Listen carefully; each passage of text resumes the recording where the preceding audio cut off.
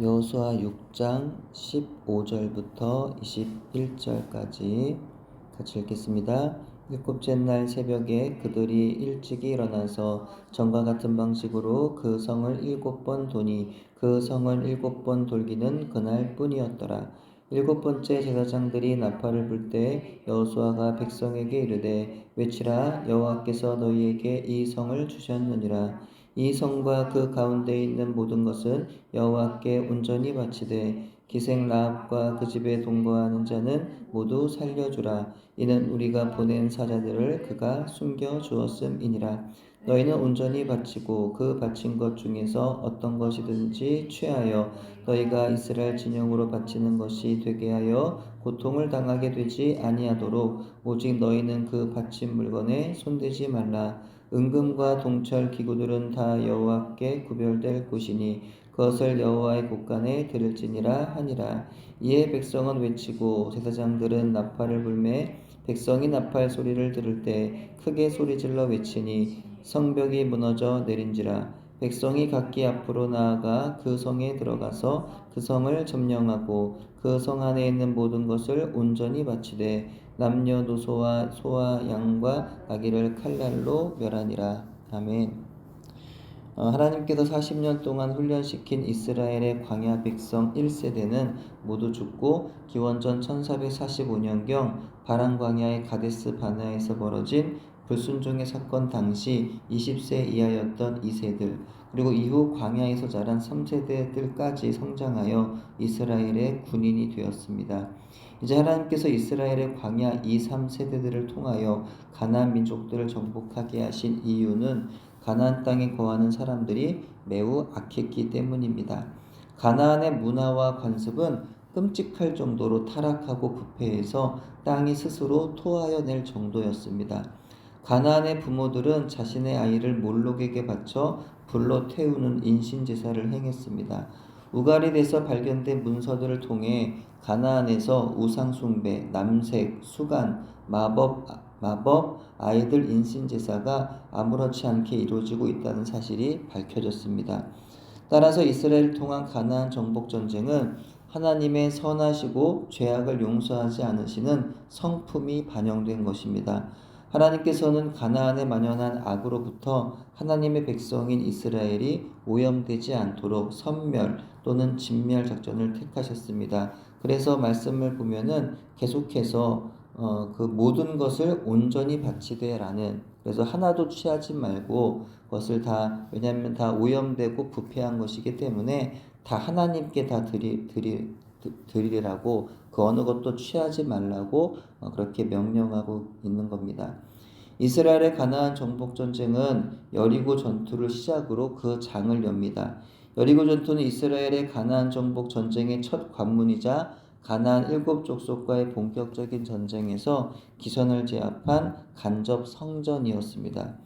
여리고 전투의 배경은 기원전 2081년경 아브라함이 아직 아브람이라는 이름을 가졌을 때 아모리 족속의 죄악이 아직 관영치 아니함이라라는 말씀에서 찾을 수가 있습니다.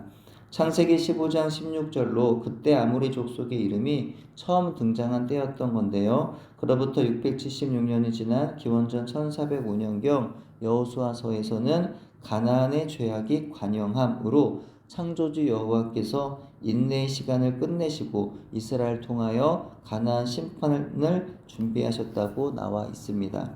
여리고는 오늘날 테레스 술탄에 위치하며 사해에서 북쪽으로 12km, 요단에서 서쪽으로 9km, 예루살렘에서 동북 방면으로 약 30km 되는 지점에 있습니다. 여리고성은 일반적인 공격 작전으로는 함락하기 어려운, 아니 불가능한 요새였습니다. 매우 가파르고 미끄러운 경사지 정상에 위치해 있어서 성에 접근하는 즉시로 죽임을 당했기 때문입니다. 또 여리고 성에는 적들의 침입에 대비하여 성 밖으로 3-4m 높이의 석조 장애물이 설치되어 있었습니다. 외벽과 내벽의 두 겹으로 여리고 성은 되어 있었는데 외벽은 5m 정도의 높이의 기초 성벽 위에 두께 2m, 높이 7m의 진흙 벽돌로 세워졌습니다. 내벽은 지상으로부터 높이가 14m 정도 되는 뚝 위에다가 다시 높이 솟아오른 성벽의 구조로 설계되어서 그야말로 난공불락의 이중 성벽이었던 것입니다. 따라서 여리고와 전쟁을 벌일 때 유일한 공격 방법은 장시간의 포위 작전뿐이었습니다. 하지만 포위 작전은 시간이 오래 걸리기 때문에 이 공격하는 부대의 사기와 군수 물자에 문제가 생겨 패배할 수 있는 위험 요소를 안고 있었습니다. 또한 가나안 족속의 연합군에게 반격할 기회를 그 시간을 제공해 줄 수 있는 것이기 때문에 함부로 시도하기가 어려운 작전이기도 하였습니다. 그래서 사실상 여리고성을 함락할 방법은 없다라고 보아야 한다는 거죠. 근데 여리고 전투를 앞둔 이스라엘 향하여 여호와께서 그 성을 함락할 수 있는 방법이 있다는 겁니다. 그 성을 함락할 수 있는, 그래서 그 전투에 관한 구체적인 어떤 전략과 전술 그리고 작전 명령을 하나님께서 여호수아에게 하달하셨던 거죠. 명령은 다음과 같습니다. 첫째, 여리고 성을 너에게 붙였다는 겁니다. 그래서 가장 강한 승리의 작전은 하나님께서 승리하기로 결정하셨다는 거죠. 그 승리를 주시겠다는 겁니다. 이스라엘 백성은 이미 승리하기로 정해진 싸움을 싸우게 되었던 거죠. 두 번째, 구체적인 전술을 명령하셨습니다. 그것은 이스라엘 백성들이 여리고성을 6일 동안 하루에 한 번씩 돌고 7일째는 7번 도는 것이었어요. 그렇게 성 주위를 돌기만 하면 성은 무너질 거라는 말씀은 정말 믿을 수가 없는 비상식적인 작전이었습니다. 하지만 이스라엘 백성은 그 명령에 묵묵히 순종합니다. 세 번째로는 나팔을 불라는 것이었고 또한 큰 소리로 모두가 함께 외치라는 것이었습니다. 또 그런데 네 번째, 이 성을 도는 순간에는 침묵하라는 것이었어요. 그래서 사람의 소리가 나지 아니하도록 오직 제사장의 나팔 소리만 크게 울리도록 하라는 겁니다. 오직 하나님만 말씀하시고 하나님만 일하시는 순간이 되도록 하라는 것이었어요. 자, 하나님의 명령에 따라서 모든 백성들이 한 마음으로 순종하여 그대로 하자 여리고 성은 추풍 낙엽처럼 무너져 내리고 말았던 겁니다. 그렇다면 이 여리고 성은 정말 무엇으로 어떤 이유로 무너져 내렸던 걸까요? 굳이 말하자면 이스라엘 백성들이 성을 돌고 제사장들이 나팔을 불고 모두가 크게 함성을 지른 것이었습니다. 그렇게 했더니 성이 무너진 거예요. 근데 우리가 알듯이 그렇게 했다고 해서 성이 무너진 건 아니었죠. 사실은 말이 안 되는 거예요. 그죠? 바로 그 전술을 명령하신 하나님께서 무너지도록 하신 겁니다. 그렇다면 진짜 성을 무너지게 한 전술은 무엇이었을까? 그것은 바로 하나님의 말씀이었다. 그래서 오늘을 살아가는 우리에게 대단히 큰 메시지를 줍니다. 우리의 삶을 위협하는 수많은 문제들 가운데 그것을 해결하고자 여러 가지 수많은 고민과 수고와 노력을 다하며 살아가지만 실상 그 모든 문제들을 무너뜨릴 수 있는 방법은 바로 하나님의 말씀에 있다는 거죠. 나의 힘으로는 도저히 감당할 수 없는 삶의 문제들, 오랫동안 쌓인 내면의 상처들, 그 모든 견고한 진들을 깨뜨리고 무너뜨리는 비결은 하나님의 말씀에 있다. 그 말씀을 믿고 순종하는 그 믿음에 있다는 겁니다. 믿음으로 살아온 성도들은요, 정말 이와 같은 고백을 하곤 합니다.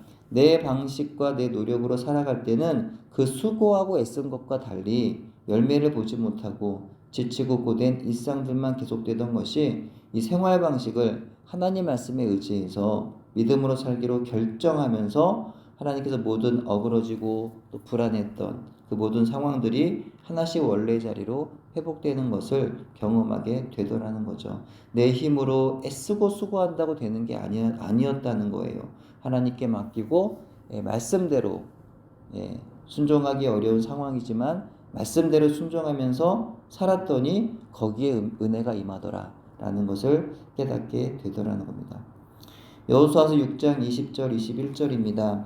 이에 백성은 외치고 제사장들은 나팔을 불매 백성이 나팔 소리를 들을 때 크게 소리질러 외치니 성벽이 무너져 내린지라. 백성이 각기 앞으로 나아가 그 성에 들어가서 그 성을 점령하고 그 성 안에 있는 모든 것을 온전히 바치되 남녀노소와 소와 양과 나귀를 칼날로 멸하니라. 히브리서 11장 30절입니다. 믿음으로 7일 동안 여리고를 도니 성이 무너졌으며. 그렇습니다. 여리고 성이 무너지게 한 것은 이스라엘 백성들의 칼이나 활이 아니었다는 거예요. 하나님의 말씀에 따라서 침묵하며 성을 돌고 나팔을 불고 다 함께 크게 외친 겁니다. 하나님의 말씀을 믿음으로 순종했더니 성이 무너진 거예요. 그러므로 그들에게 있어서 여리고성 전투를 승리로 이끈 전술은 바로 다름이 아니라 하나님의 말씀이었다는 겁니다. 우리의 삶에자 일어나는 크고 작은 문제들을 무너뜨리고 승리할 수 있는 전술 역시도 하나님의 말씀을 믿는 저와 여러분 되기를 바랍니다. 문제 앞에서 실망하고 두려워하지 말고 세상의 돈과 성공만을 쫓아다니지 말고 우리에게 이미 승리를 약속해 주신 하나님의 말씀을 믿음으로 붙잡고 전진하는 저와 여러분 되기를 소원합니다. 기도합니다. 하나님 아버지, 우리가 하나님의 백성으로서 세상을 이기는 사람 되기를 원합니다. 마치 하나님을 모르는 사람들처럼 문제 앞에서 불신자들처럼 똑같이 두려워 떨다가 실패하는 것이 아니라 하나님의 말씀을 듣고 그 말씀에 순종함으로 세상의 모든 문제들을 뛰어넘을 수 있는 우리 모두가 되도록 인도해 주옵소서. 예수님 이름으로 기도드립니다. 아멘.